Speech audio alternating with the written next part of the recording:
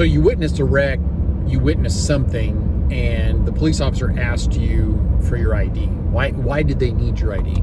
I remember years ago, before I was in law enforcement, before I ever thought of becoming a police chaplain, that I witnessed a car accident, and the officer says, "Hey, I need your ID." And I was like, "Why do you need my ID?" And he just made a face at me, and I just handed him my ID, and he walked off with it.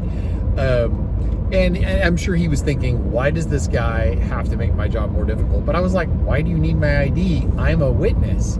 Well, one of the reasons is, and the primary reason is, they need to be able to identify you so that, I mean, you're a witness. And so you've witnessed an assault, you've witnessed an event, a car accident or whatever, and they need to be able to have you potentially testify in court.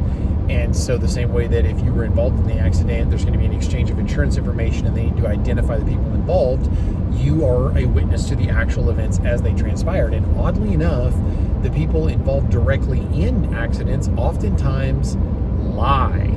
And so it's very helpful to be able to properly identify a witness.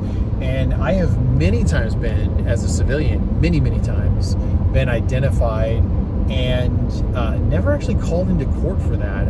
I did overhear a woman talk about being assaulted and by her significant other, and about 5 years later, I was subpoenaed to testify, and turned out the guy was actually in jail somewhere else and couldn't appear. So that's a thing.